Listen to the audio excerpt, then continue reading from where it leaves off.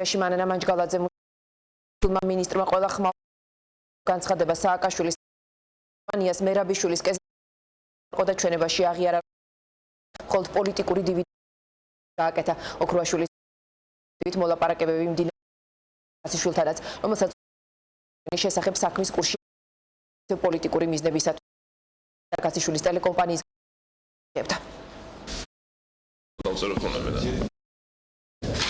თქვენი რომელიც საქართველოს გენერალო სერიოზ და სხვათა განცხადება მოსახლეობთან დაკავშირებით მოსმისახი მოვალეობანი თოთ თქვენი სახელი გვარი პროფესიულ კოპასზე დარიცხი კარტინოლი საქართველოს სოციალურ насамართლ საქმიანობა შევარი უჯახშული რეგისტრაციის ტექსტები ფაქტობრივი სასწავლებელი ადგილი ზუსტი მისამართი იგივე განიხილოს დასწრებამდე თქვენ გაგიმარტოთ თქვენს უფლებათა მოვალეობებს თქო გაიცნობთ მას და დაადასტუროთ თქვენი ხელმოწერით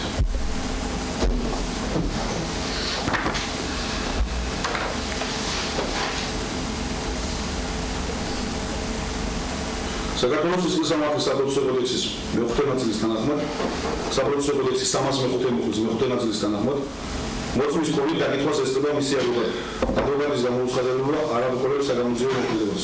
თქო მოახსენებთ გამოძიებას ვინ სულ დაესწროს თქვენს დაკითხვას. კი ბაბუაშვილი მისავე პიროვნება ამიტომისთვის. აგიჩვენო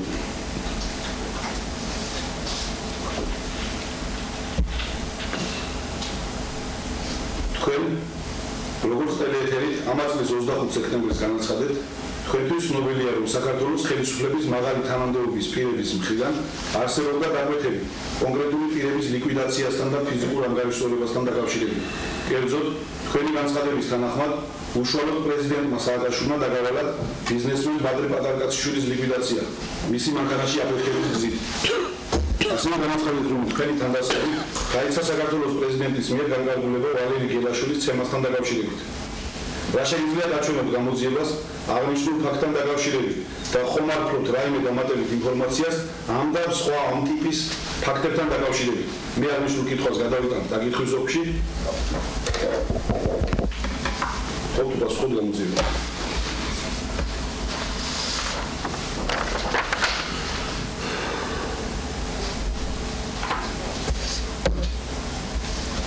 აღნიშნულ ფაქტებს ავადასტურებ.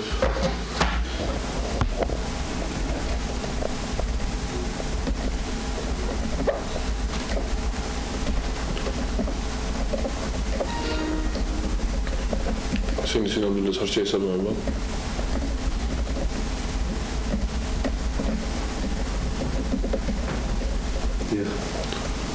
და ჩემ მხრიდან აღნიშნული განცხადების გაკეთება. ამის ჩემ მხრიდან აღნიშნული განცხადების გაკეთება.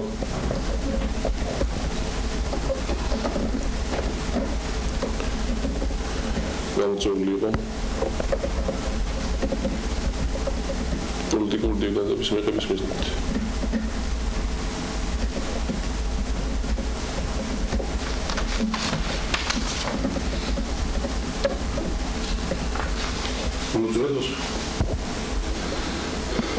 თქვენს მიერ ასევე გაცხადებული იქნა იმის შესახებ, თითქოს თქვენთვის ცნობილია იმ გარემოების თაობაზე, რომ პრემიერი ჟურა ბრძოლიას ცხედარი მიტანი იქნა შემთხვევის ადგილზე.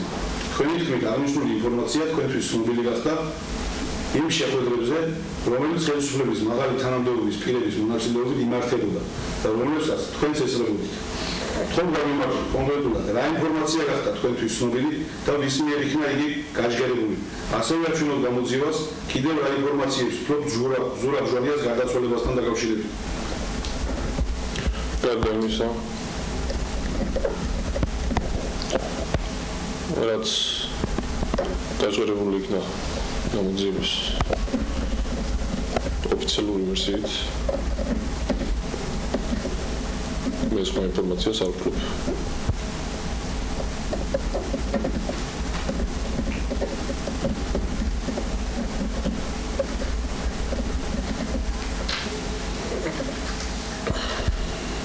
თქვენი განცხადების თანახმად საქართველოს ხელისუფლების მხრიდან მიმდინარეობს პოლიტიკური და საზოგადოებრივი მოღვაწეების უკანონო სატელეფონო მიყურადება და თვალთვალი.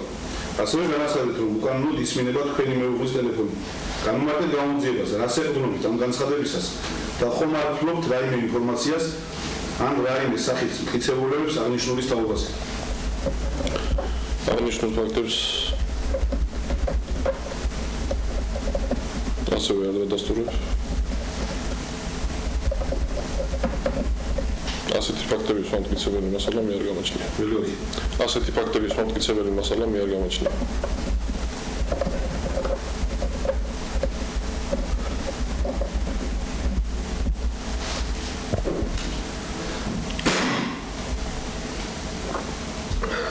თქვენი განცხადების თანახმად საქართველოს შინაგან საქმეთა მინისტრი ივანე მერაბიშვილი და დათა ახალაიას საქართველოს პრეზიდენტის მიერ დავალებული ჰქონდათ მაკომპლემენტირებელი მასალების შეგროვება მართლმადიდებლური ეკლესიის წარმომადგენლებზე, რაც გამოყენებული უნდა ყოფილიყო ქართული მართლმადიდებლური ეკლესიის დისკრედიტაციის მიზნით. რა შეიძლება გამოძიებას აჩვენოს აღნიშნულ საკითხთან დაკავშირებით? აღნიშნულიც ასევე არ შეესაბამება სინამდვილეს. და შესაბამის ინფორმაციას დამტკიცებულებს ასევე არ ვფლობ.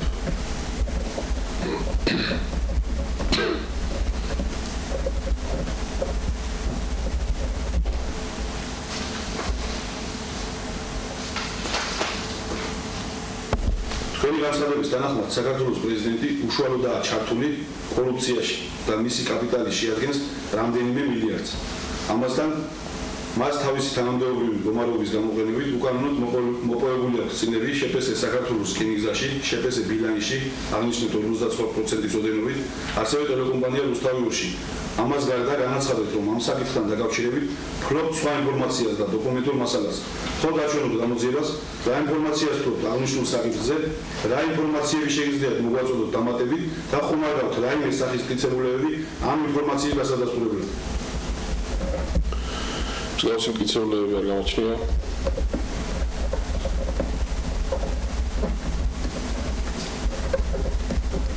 და შესაბამისი განცხადებაც ემსახურებოდა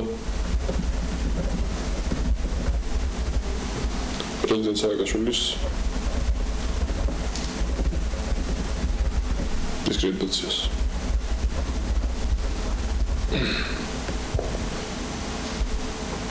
თქვენი განცხადებით დანაშაულებრივ საქმიანობაში უშუალოდ არიან ჩართული პრეზიდენტის ოჯახის წევრები და ახლომათისავები, რომელთაც მფარველობს საქართველოს პრეზიდენტი და არიდებს მათ სისხლისამართლებლური პასუხისმგებლობას.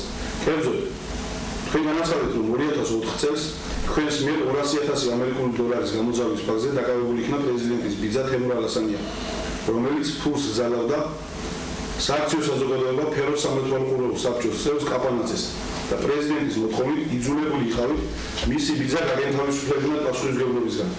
ამას გარდა თქვენ აღნიშნეთ, რომ პრეზიდენტის ბიძაშვილს მიხა ალასანიას გააჩნია დაინტერესება საქართველოს თავდაცვის სამინისტროს მიერ განხორციელებულ იარაღის შესყიდვებზე, საიდანაც ის უშუალოდ იღებს საკომისიოს ყოველ ტრანზაქციიდან. რა შეიძლება განმარტოთ გამოძიებას აღნიშნულ ფაქტთან დაკავშირებით? აგრეთვე გაცნობებთ, რომ მე არ ვფლობ ინფორმაციას პრეზიდენტის ოჯახის წევრთა კორუმპირებულობაზე.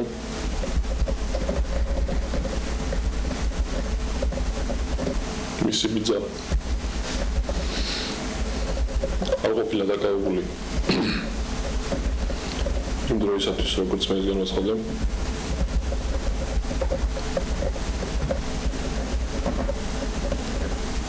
და შესაბამისად გამოძალვის ფაქტს ადგილი არ ჰქონია. შესაბამისად გამოძალვის ფაქტს ადგილი არ ჰქონია.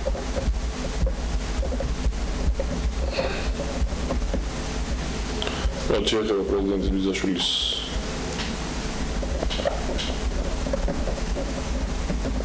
მონაწილეობას იარაღით ვაჭრობაზე,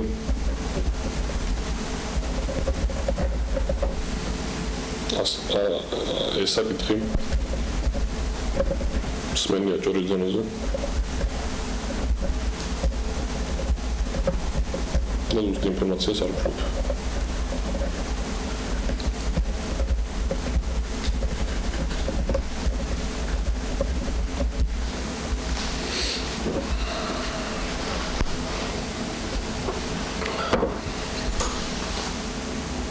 თქვენი განცხადებით საქართველოს ხელისუფლების მაღალი თანამდებობის პირები ჩართული არიან კორუფციაში და ბევრი მათგანის ფინანსური მდგომარეობა მნიშვნელოვნად გაუმჯობესდა ხელისუფლებაში ყოფნის პერიოდში. კერძოდ, ტელეეთერში გაკეთებული განცხადების დროს და ასევე გაზეთ რეზონანსისათვის 2007 წლის 27 სექტემბრის მიცემულ ინტერვიუში თქვენ დაასახელეთ შინაგან საქმეთა მინისტრი ივანე მერაბიშვილი და საქართველოს პარლამენტის წევრი გიგა ბოგერია.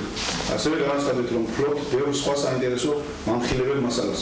თქო დაჩვენოთ გამოძიებას რა ინფორმაციას ფლობ აღნიშნულ პირებთან და საქართველოს ხელისუფლების სხვა მაღალი თანამდებობის პირებთან დაკავშირებით და რას გულისხმობთ სხვა მამხილებელ მასალაში.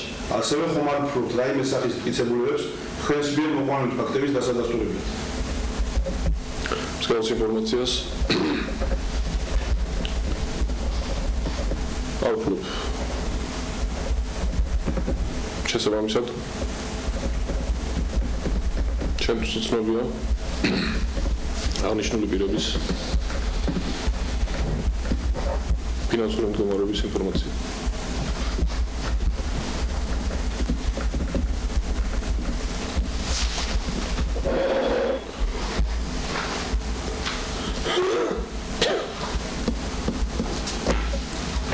თქვენი განცხადების თანახმად თავდაცვის ამჟამინდელმა მინისტრმა დავით კეზერაშვილმა 2006 წლის ადგილობრივი თვითმმართველობის არჩევნების წინ თანამდებობრივი მდგომარეობის, კერძოდ ფინანსური პოლიციის უფროსად მუშაობის პერიოდში თანამდებობრივი მდგომარეობის გამოყენებით გამოსძალა სხვადასხვა მეწარმეებს 4 მილიონ დოლარამდე თანხები, რომლებიც მმართველი პარტიის მიერ გამოყენებული იქნა საარჩევნო მიზნებისთვის.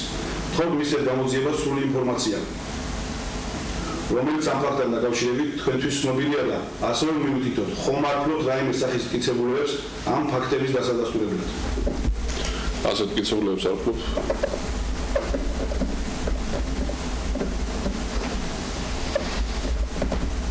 და შესაბამისად ვერ დაგიდასტურებთ აღნიშნულ ინფორმაციას. ვერ დაგიდასტურებთ აღნიშნულ ინფორმაციის სისტემას.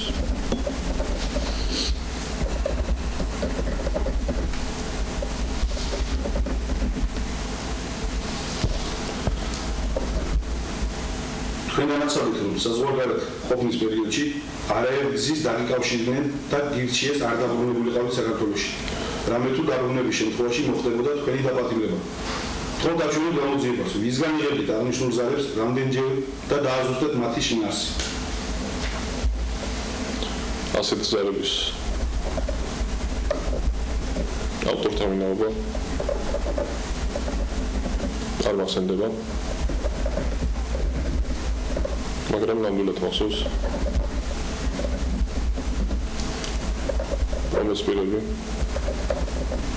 არ გახლავან სახელმწიფო სტრუქტურებში მუშაობ ადამიანები.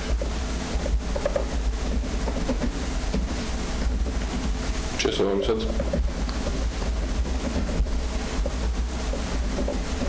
ეს შეიძლება მათ მიერ მონაცემს.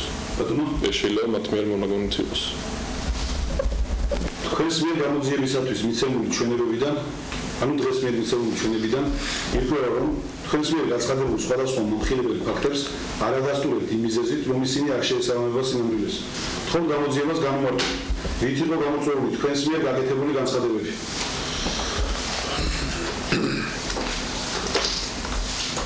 ასეთი განცხადებები გამოწვეული იყო პოლიტიკური დივიდენდების მისაღებად და ჩემპიონების ხელსაყრელ პოლიტიკურ მდგომარეობის შესაძლებლად.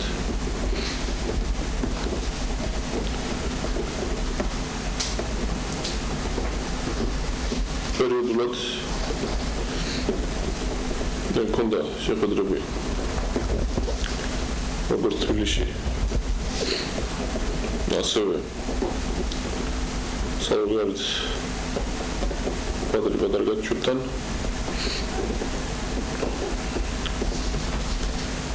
და მის ლიკვიდაციასთან გაკეთებული განცხადება ასევე განპირობებული იყო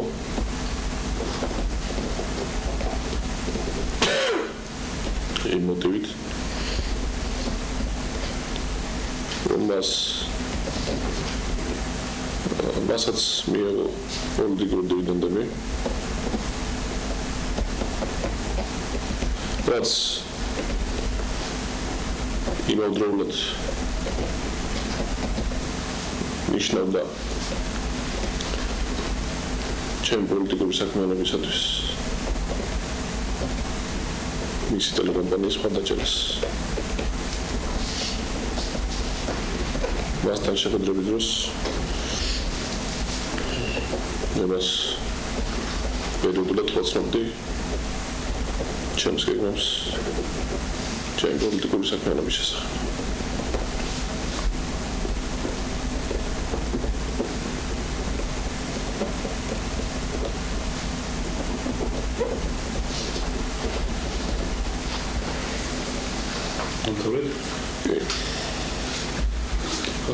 საქართველოს სისხლის სამართლის საპროცესო კოდექსის 304 მუხლის შესაბამისად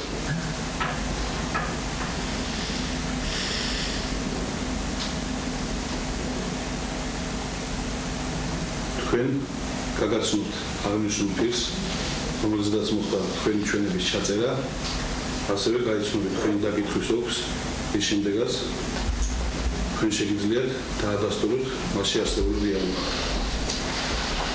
თქვენ განმარტოთ გამოძიებას, როგორ და რა ვითარებაში მოახდინეთ დიმიტრი ქიტოშვილის მეშვეობით ჯემალ სვანიძისგან შეფესეთ ჯეოსელის 2.5%-იანი წილის თქვენს მეგობარ გურამ გუგუაზე გადაფორმება. ჩემთვის ცნობილი გახდა რომ სვანიძე ფლობდა ჯეოსელის 2.5%-იან წილს. განზრახული ჰქონდა რა ამ წილის დაუფლება დიმიტრი ქიტოშვილს ველაპარაკი შეხვედროდა სვანიძეს და მოეთხოვა მისგან მისი კუთვნილი წილის ჩვენთვის გადამფორება. ნომინალური ღირებულება 250,000 აშშილდათ. წინააღმდეგ შემთხვევაში შეუთავეთ მას რომ შეექმნებოდა პრობლემები. ამიტომ მას ეს წილი თავის დროზე შეძენილი ჰქონდა არამარტო ზომიერად. მისი გამოაშკარების შიშით სვანიძემ ჩვენს მეგობარ გურამ გუგუაზე გადააფორმა აღნიშნული წილი, რაშიც დიმიტრი ქიტოშვილის მეშვეობით გადადგილი იქნა 250,000 ამერიკული დოლარი. მიუხედავად იმისა, რომ ეს წილი გაფორმებული იყო გუგუაზე, რეალურად იგი ქიტოშვილს გადაწყვეტა. რაც შეეხება დანარჩენ პრობლემებს, აღიარებ მხოლოდ გულგრილობას, კერძოდ იმას, რომ ჩემთან დაქვემდებარებული სამსახურების საქმიანობა შესაძლოა არ გაუწიე ჯეროვანი კონტროლი, რაც თანამდებობრივად მემარდებოდა. შესაბამისად შესაძლოა ამით ამოიხადებოდეს ჩემი მხრიდან სამსახურული გულგრილობის ფაქტი. ირაკლი ოქრუაშვილმა აღიარა, რომ მის მიერ გამოთქმული ყველა ბრალდება პრეზიდენტისა და ხელისუფლების მიმართ იყო სიცრუე და ემსახურებოდა მის მიერ პოლიტიკური დივიდენდების მოპოვებას და პრეზიდენტ სააკაშვილის დისკრედიტაციას. მან აღიარა ჯეოსელის წილის მითვისება და თავდაცვის სამინისტროში ჩადენილი დანაშაულებები. ოქრუაშვილის განცხადებით ის სისტემატიურად ხვდებოდა ბადრი პატარკაციშვილს და ათანხმებდა მასთან საკუთარ პოლიტიკურ გეგმებს. როგორც ოქრუაშვილი აცხადებს, მისი ბრალდება პატარკაციშვილის ლიკვიდაციის შესახებ გაკეთდა პირადად მისი და ასევე ბიზნესმენის პოლიტიკური პოზიციების გასამყარებლად. შემდეგ მათივე შეთანხმებით დაიგეგმა, რომ ოქრუაშვილს ექნებოდა პატარკაციშვილის ტელეკომპანიის მხრიდან სრული მხარდაჭერა. ირაკლი ოქრუაშვილი პროკურატურის განცხადებით გასამართლდება ყველა მის მიმართ წაყენებული ბრალდებით. მანამდე კი მას უპრეცედენტო გირაოს სანაცვლოდ შეფარდებული აღკვეთი ღონისძიება ორთვიანი პატიმრობით შეეცვალა. საგანგებო განცხადება ადეიშვილის უწყებაში 1 საათის წინ გაკეთდა. მიმდინარე წლის 7 ოქტომბერს მოწმის სახით დაიკითხა ირაკლი ოქრუაშვილი. დაკითხვას ესწრებოდა მის მიერ მოწვეული ადვოკატი. ჩვენების მიცემისას მოწმე ოქრუაშვილი გაფრთხილებული იქნა სრულ ჩვენების მიცემის შემთხვევაში სისხლის სამართლებრივი პასუხისმგებლობის შესახებ. ირაკლი ოქრუაშვილს დაესვა შეკითხვები მის მიერ მასმედიის საშუალებით გაკეთებულ ყველა განცხადებასთან დაკავშირებით, ყველა ბრალდებასთან დაკავშირებით და მიეცა შესაძლებლობა წარმოედგინა დამატებითი ინფორმაცია, საკუთარი არგუმენტაცია აღნიშნულ ბრალდებებთან დაკავშირებით და მტკიცებულებები. ირაკლი ოქრუაშვილის მიერ არ ყოფილა წარმოდგენილი არც ერთი დამატებითი ინფორმაცია, არ ყოფილა წარმოდგენილი არც ერთი მტკიცებულება. აღნიშნულ შეკითხვებზე ოქრუაშვილმა გამოძიებას აჩვენა, რომ მის მიერ მასმედიის საშუალებით გაკეთებული განცხადებები არ შეესაბამება სინამდვილეს და ემსახურება მხოლოდ ერთ მიზანს – პოლიტიკური დივიდენდების მოპოვებას. ამას გარდა მინდა გაცნობოთ, რომ ოქრუაშვილმა გამოთქვა სურვილი ეთანამშრომლა გამოძიებასთან. ოქრუაშვილის ჩვენებას პირველი რეაქციები პარლამენტში უკვე მოყვა. თამარ ბაღაშვილს თავთ პირდაპირ ეთერში. თამარ, პირველ რიგში საინტერესოა ოქრუაშვილის მხარდაჭერების რეაქცია და კომენტარები, რასაც ცხადებენ ისინი. შეიცვალეს თუ არა მათ პოზიცია ამ განცხადების შემდეგ? ოპოზიციის წარმომადგენლების პირველი რეაქცია არის ასეთი, რომ ოქრუაშვილმა ჩვენება პროკურატურას მისცა ზეწოლის ქვეშ. ოპოზიციის წევრები ამბობდნენ, რომ ეს მათ შეამჩნიეს ოქრუაშვილს სახეზე, როდესაც ის იძლეოდა თავის ჩვენებას და შეამჩნიეს პროკურატურის მიერ გავრცელებულ მასალებში. ოპოზიციის წევრები ამბობდნენ, რომ ეს ოქრუაშვილმა გააკეთა ან ძალიან დიდი ზეწოლის გამო, ან კიდევ იმის გამო, რომ ნებისმიერი ფასის სანაცვლოდ მას თავისუფლება მოეპოვებინა. ნებისმიერ შემთხვევაში ოპოზიციის წევრები თვლიან, რომ მათი აქციები, საპროტესტო აქციები, რომელიც მათ დაიწყეს სწორედ ოქრუაშვილის დაკავების შემდეგ, მაინც გაგრძელდება და ახლა უკვე მათი მოთხოვნა იქნება აპრილის თვეში საპარლამენტო და საპრეზიდენტო არჩევნების ჩატარება. შეგნებულად აირჩია ირაკლი ოქრუაშვილმა, რომ რაღაცა გარეთ გამოსულიყო და თავი დაეღწია დღეობას და ყველაფერი ელაპარაკა, მაგრამ რა თუნდა ამას ლაპარაკი შეხედეთ სახეზეა და ვერ ლაპარაკობს და იმუჯი გამოიტან დასკვნას. ახლა ძალიან მარტივია ეს. ასეთი ტიპის აღიარებები, როგორც გითხარით, მე მინახავს ძალიან ბევრი. საბჭოთა პერიოდში ძალიან ხშირად ხდებოდა. რა შეამჩნიო სახეზე ვერ ხედავ და როგორ გამოიყურება, როგორ ხალისით ლაპარაკობს და როგორი ამბულობით. ახლა ეს არ არის, რა თქმა უნდა, საბუთი იურიდიული, მაგრამ ახლა როდესაც ადამიანი რაღაც ასდრამის აკეთებს, ცხადია ეს ხდება ან ზეწოლით, თავისთავად ვინ იმრალებს თავის თავს ვერ ხიდა თუ არა ასე ვიყავი და ქვეყანას ვაქცევდიო. ეს ხდება ზეწოლის გარეშე ან ნებისმიერი ასეთ მოიპოვოს თავისუფლება. პარტიების საკოორდინაციო საბჭომ უნდა გააგრძელოს თავისი საქმიანობა, მიუხედავად იმისა, ირაკლი ოქრუაშვილმა აღიარა თავის ჩვენება თუ არ აღიარა და გააგრძელოს დემოკრატიზაციისათვის ბრძოლა, ქვეყნის დემოკრატიზაციისათვის. თუ ვინმეს რამეზე გული გაუტყდა, მინდა ყველას უთხრა, რომ გულგასატეხი არაფერი არ არის. ადამიანები ხან უძლებენ დაწოლას, ხან ვერ უძლებენ, ამაში ტრაგედია არაფერი არ არის. რაც შეეხება უმრავლესობის შეფასებებს, უმრავლესობის წევრები ამბობენ, რომ მათთვის ძალიან მოულოდნელი იყო ირაკლი ოქრუაშვილის დღევანდელი აღიარებითი ჩვენება, თუმცა ისინი ასახელებენ სავარაუდო მიზეზს, რის გამოც ოქრუაშვილი წავიდა ამ აღიარებით ჩვენებაზე. ისინი ამბობენ, რომ იმ მძიმე ბრალდებებიდან გამომდინარე, რომელზეც ირაკლი ოქრუაშვილი საუბრობდა, მას შემდეგ რაც მან ვერ წარმოადგინა ვერც ერთი მტკიცებულება, ის იძულებული გახდა აღიარებით ჩვენებაზე წასულიყო. არ მგონია ხა ბატონი ირაკლი მისი ხასიათიდან გამომდინარე გამოირჩეოდეს იმით, რომ ვინმე ზეწოლა შეუძლია მოახდინოს მასზე.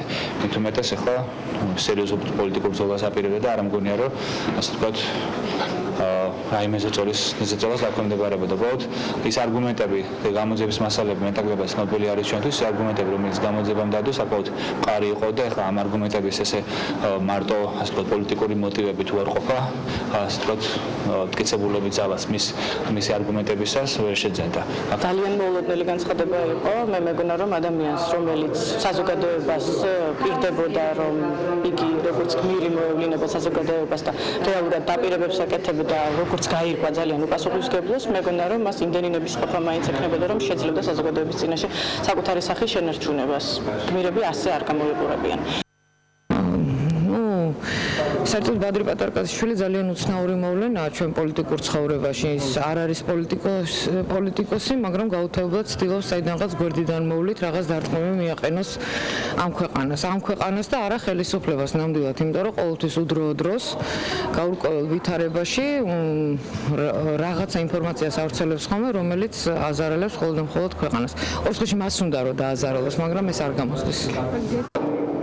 პარლამენტში დიახ საუბრობენ ბადრი პატარკაციშვილის და ირაკლი ოქრუაშვილის კავშირების შესახებ და იმ ყველაფერთან კავშირის შესახებ, რაც ბოლო დღეების განმავლობაში ვითარდებოდა საქართველოში.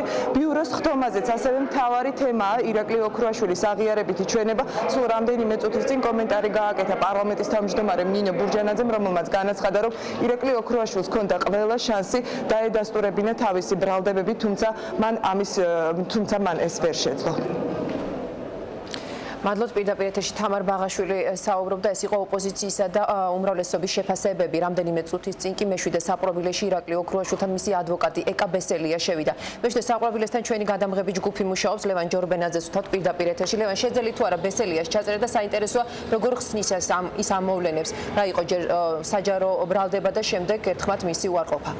ეკა ბესელია აცხადებს, რომ ირაკლი ოქრუაშვილმა ის ჩვენება, რომელიც პროკურატურამ გაავრცელა, მისცა ზეწოლის ქვეშ ეკა ბესელიას განცხადება. არც ერთი ყოფილი თავდაცვის მინისტრის ადვოკატი არ დასწრებია ამ დაკითხვას და მათთვის უცნობია თუ ვის გულისხმობდა. როდესაც პროკურატურა აცხადებდა, რომ ადვოკატი ესწრებოდა ამ დაკითხვას, მე კიდევ ერთხელ გამოვარდები და ეკა ბესელია აცხადებს, რომ ირაკლი ოქრუაშვილმა ეს ჩვენება მისცა ზეწოლის ქვეშ. რომ პროკურორს და პროკურატურას არ აქვს უფლება ადვოკატი დანიშნოს ან მოხსნას, მაშინ როდესაც ეს უფლება აქვს გაცხადებული და გამოყენებული ბატონ ოქრუაშვილს. მას აქვს წერილობით გაკეთებული განცხადებაც, არა მარტო სიტყვიერი, რომ მენდობა მე და ჩემს ორ კოლეგას, რომელიც ასევე არ მონაწილეობდნენ მის დაკითხვაში და არავის ხას არ აძლევს უფლებას მისი სახელით იმოქმედოს. ის რომ ეხა არ მიშვებენ ოქრუაშვილთან და არ მაძლევენ შესაძლებლობას, რომ მან თვითონ განაცხადოს თავისი პოზიციის შესახებ, ეს პირდაპირ მეტყველებს იმაზე, რომ მასზე ხორციელდება ზეწოლა. ის რომ ის ალბათ არ არის სახგონებაზე ან როგორ გითხრათ, ეხლა არ ვიცი, ყოველ შემთხვევაში მე მისი დედა დამიკავშირდა, როდესაც მოვდიოდი ეხლა საპყრობილეში და მითხრა, რომ მე მოусმინე ჩემი შვილის ჩვენებას და მან თქვა, რომ ეს არ იყო ჩემი შვილი, მას რაღაცა უბედურება ჭირს და არაფერი პრობლემა არ არის, რატო ეშინია პროკურატურას, რომ მე შევიდე ბატონ ოქრუაშვილთან და გავიგო რა მოხდა. თვითონ ირაკლი ოქრუაშვილმა განმიცხადოს მე პირისპირ, რომ მას არ სურს, რომ მე განახორციელო მისი ინტერესების დაცვა ან სხვა ვინმე სურს. ეს მან უნდა გამიცხადოს და არა პროკურორმა და არა ადმინისტრაციის თანამშრომელმა. ესე რომ ეს ფაქტი არის თავისთავად უკვე ის გარემოება, რომელიც ქმნის ძალიან საფუძვლიან დასაბუთებულ ეჭვს და იმის დასკვნის გაკეთების შესაძლებლობას, რომ ასე ხორციელდება ზეწოლა.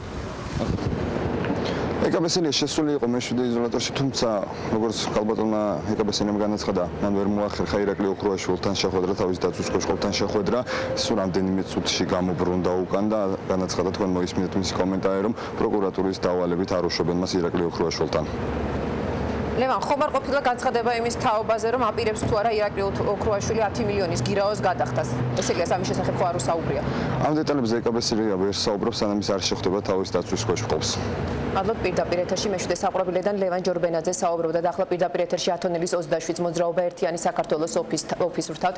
გიორგი კეპულაძე მუშაობს პირდაპირ ეთერში. გიორგი, ხომ არ გამოჩენილან პარტიის წარმომადგენლები და ხომ არ გაუკეთებიათ მათ რაიმე კომენტარი?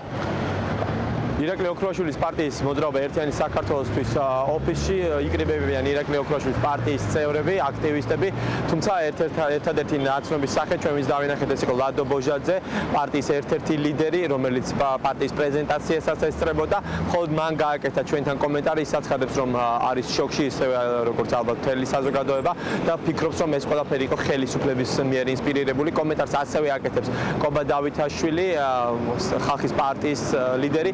ის აცხადებს, რომ იწყებს მოძრაობას 10 მილიონი ლარის შესაგროვებლად და მოუწოდებს ყველა ქართველს, ვისაც უცნობს, რომ ირაკლი ოქრუაშვილი გამოვიდეს ციხიდან, თავისი წვლილი შეიტანოს ამ საქმეში და მათი პარტიის ოფისში მიიტანონ ეს თანხა და კობა დავითაშვილი შესაბამისად გახსნის საბანკო ანგარიშს, რომელზეც შეგროვდება ეს თანხა.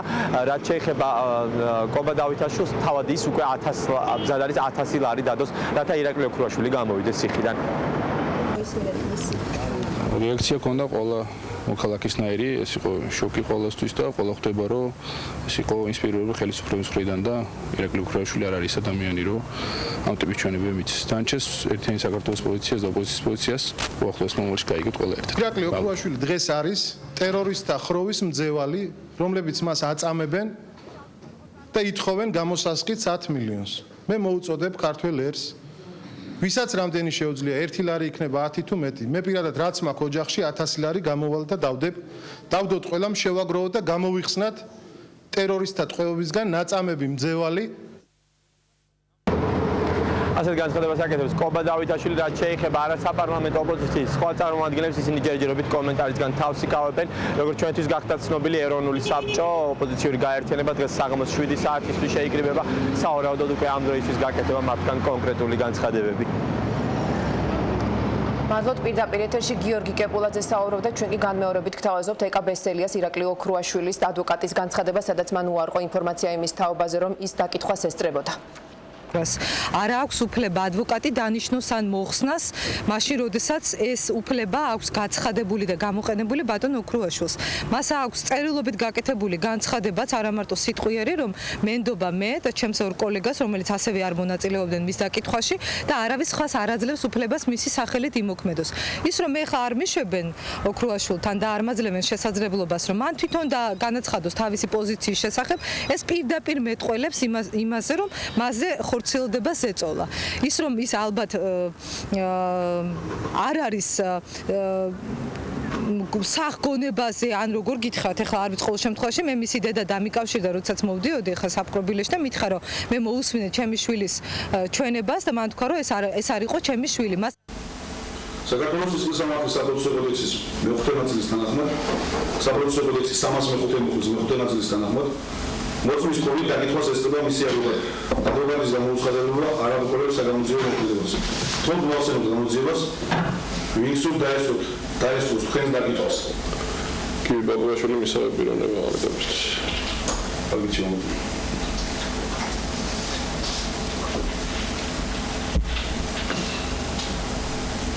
თქვენ როგორც ტელეეთერით ამ წლის 25 სექტემბრის განაცხადეთ, თქვენთვის ცნობილია, რომ საქართველოს ხელისუფლების მაღალი თანამდებობის პირების მხრიდან საქართველოს პატრიარქის მიერ ქვეყნის მოწყობის მოდელისა და მმართველობის შესახებ საკვირაო ქადაგების დროს გაკეთებულ განცხადებას პოლიტიკური შეფასებები მოყვა. უწმიდესი კონსტიტუციური მონარქიის აღდგენას ემხრობა პატრიარქმა საკუთარი მოსაზრება სამების საკათედრო ტაძარში გამოხატა. პატრიარქის თქმით, საზოგადოებამ თავად უნდა გადაწყვიტოს, როგორი მოწყობის ქვეყანაში სურს ცხოვრება. ამაზე კომენტარს თავად აზნაურთა საზოგადოებაშიც აკეთებენ. ამასაც აღსდა უნდა, ჩამოყალიბება უნდა, სხვადასხვა მეთოდები არის ამისთვის და სხვა რა ვიცი. ეს სკოლა უნდა გაიაროს, ეს გზა უნდა გაიაროს. ძიმია ტვირთი მომნახისაო არა, ძალიან ძიმი ტვირთია და ამას სათამაშო საქმე არ არის და ამას დიდი მზადება და ჩამოყალიბება, ერის ჩამოყალიბება საჭირო. პატრიარქის მოსაზრებას თითქმის ყველა პოლიტიკური ძალა გამოეხმაურა. ოპოზიციის აზრი მკვეთრად ჩამოყალიბდა მათ კონსტიტუციურ მონარქიას დაუჭირეს მხარი, თუმცა აცხადებენ, რომ მონარქი საქართველოში დაბადებული და აღზრდილი უნდა იყოს. ის იქნება სიმბოლური სახე და ხალხის ნების გამომხატველი. მათი აზრით მონარქიის აღდგენა ქვეყნის ტერიტორიული აღდგენის გარანტიც იქნება. თორსა პირველი სახელმწიფო კომენტარის გაკეთა განათლების მინისტრმა განაცხადა, რომ ქვეყანას უკვე აქვს კონსტიტუცია, უმრავლესობის აზრით კი ტერიტორიული მთლიანობა არა მონარქმა, არამედ სახელმწიფო ხელისუფლებამ უნდა აღადგინოს. საქართველოს მომავალი ერთმნიშვნელოვნად უკავშირდება კონსტიტუციურ მონარქიას და ბაგრატონთა დინასტიის აღდგენას. ჩვენ ახალი მემარჯვენეები დაბეჭდებით ვაცხადებთ, რომ საქართველოს სახელმწიფო წყობა უნდა იყოს კონსტიტუციური მონარქია. ამავე დროს ჩვენ მიგვაჩნია, რომ კონსტიტუციური მონარქიის აღდგენა საბოლოო წერტილს დაუსვამს საქართველოში ბოლშევიზმს და საბჭოურ აზროვნებას ხელისუფლებაში. ადრე ესე იყო, რომ იყო გაერთიანებული საქართველოს ანუ მეფე. ხო და ეს იყო აფხაზ და კახტა და ასე შემდეგ და მე მგონი პირველ რიგში კარგი იქნებოდა ჯერ თუ შევძლებდით ამას, რომ აღვადგენდით ჩვენ ტერიტორიულ მთლიანობას და ამის შემდგომ უკვე შეიძლება რაღაცებზე ფიქრი. არა, არის ყველაფერს აქვს თავისი ხო ნებისმიერ წყობილებას აქვს თავისი დადებითი და უარყოფითი მხარეები. მაგრამ დღესდღეობით მე უფრო ვემხრობი იმ პოზიციას, რაც არის დღეს. მე ვარ ხელისუფლების წარმომადგენელი, ძალიან კარგად ვიცი, მაგრამ არა ვარ პოლიტოლოგი, რომ გავაკეთო შედარებითი ანალიზი სახელმწიფო სხვადასხვა მოწყობის, ეს იქნება საპარლამენტო რესპუბლიკა თუ კონსტიტუციური მონარქია. მე ვიცი, რომ საქართველოს აქვს კონსტიტუცია და ამ კონსტიტუციის ფარგლებში ცხოვრობს, სხვას ვერაფერს ვერ ვიტყვით. საკუთარი მოსაზრებები საკანონმდებლო ორგანოშიც გაკეთდა არასაპარლამენტო ოპოზიცია პატრიარქის ინიციატივის მომხრია. თუ საპარლამენტო მმართველობაზე ვაპარაკობთ, მაშინ მართლაც რა უშლის ხელს, რომ მოვამზადოთ მონარქიის აღდგენა საქართველოს თითო დედამიწას ეცოდინება, რომ ჩვენ ეს კი არა ვართ აი კოლონიალიზმის დროს განთავისუფლებული აფრიკის ქვეყნები რა, არამედ ძველი დიდი ტრადიციის ხალხი ვართ. ამას ეს მნიშვნელობაც ექნება. მე ყოველთვის ვიყავი კონსტიტუციური მონარქიის მომხრე, როგორც სწორი ფორმა საქართველოსთვის.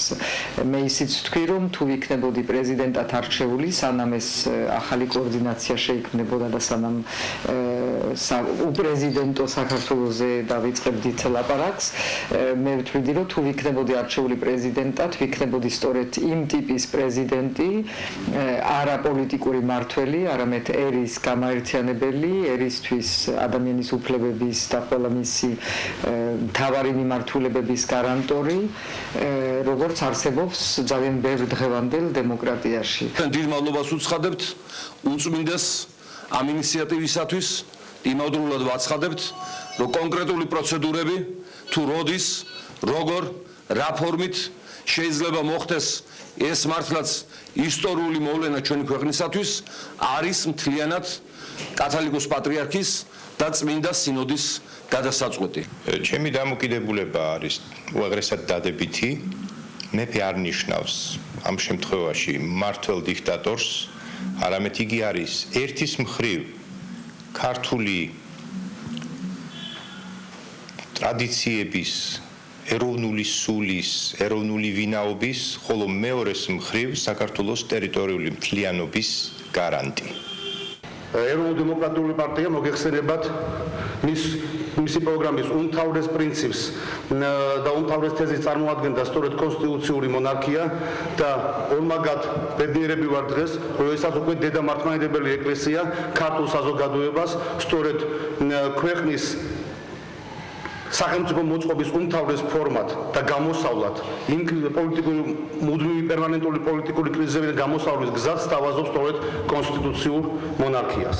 მიმდინარეობს ხელმოწერების შეგროვება, რომელიც უნდა წარედგინოს ერთი პარლამენტს, მეორე მის უწმინდესობას, იმიტომ რომ როგორც ბიბლიიდან ჩვენ ვიცით, ეს იყო ხალხის უპირველეს ყოვლისა ხალხის მოთხოვნა და ჩვენ ამ ხნის განმავლობაში ამ თემებზე მუშაობთ. ილია მეორემ საკონსტიტუციო მონარქიაზე განცხადება სამების საკათედრო ტაძარში საკვირაო ქადაგებისას გააკეთა პატრიარქის საზოგადოებას მმართველობის ფორმებზე მსჯელობის დაწყებას თავაზობს. ერმა თავად უნდა გადაწყვიტოს, როგორი მოწყობის ქვეყანაში სურს ცხოვრება აღნიშნა პატრიარქმა ქადაგებისას.